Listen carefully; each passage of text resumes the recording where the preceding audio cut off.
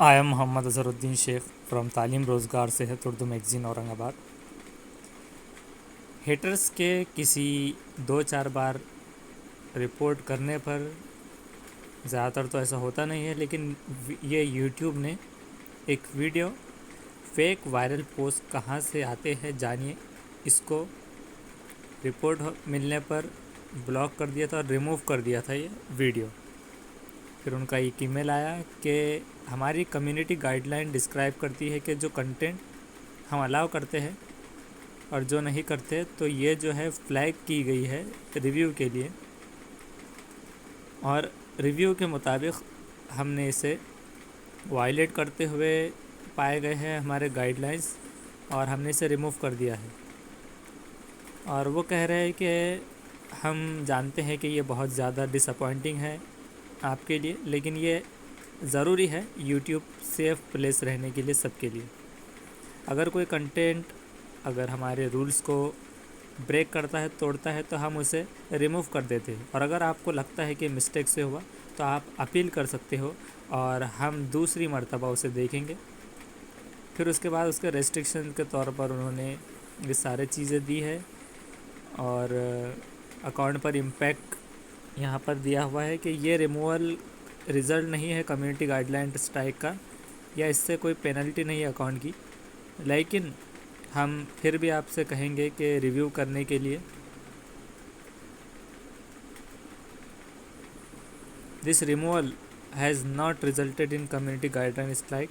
ये कोई community guideline strike की वजह से नहीं हुआ या पेनल्टी की वजह से नहीं, लेकिन हम आपको इनकरेज करेंगे कि आप रिव्यू करें आपके सारे कंटेंट, ये देखने के लिए कि आप श्योर है या नहीं।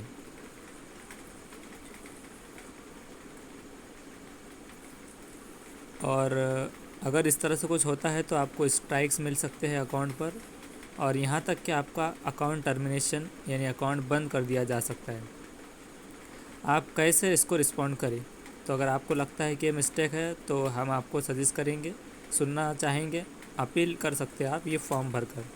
तो यहाँ पर वो फॉर्म देते हैं, फिर उस फॉर्म पर क्लिक करने पर वो एक पेज पर लेकर जाता है, और वो पेज पे जाने के बाद ये अपील फॉर्म खुलता है, और वहाँ पर वो आपसे कहते हैं कि आप कुछ शब्दों में आप लिखें कि ये मिस्टेक से हुआ है, जो भी चीज़ आप कहना चाहते हैं, और मिनिमम वो 10 कैरेक्टर से ऊपर होना चाहिए, इस तरह से वो बताते हैं।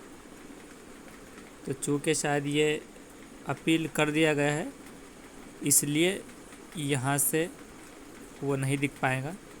तो चुनांचे वो अपील फॉर्म सबमिट करने के बाद फिर वो कहते हैं कि हम आपका रिव्यू करेंगे।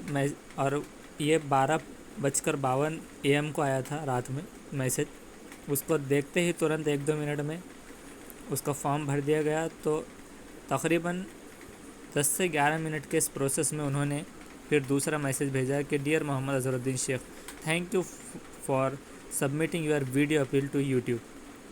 आफ्टर फर्दर रिव्यू, एक मरतबा फिर देखने के बाद हमने जाना है और आपके वीडियो को उसी जगह पर रख दिया है।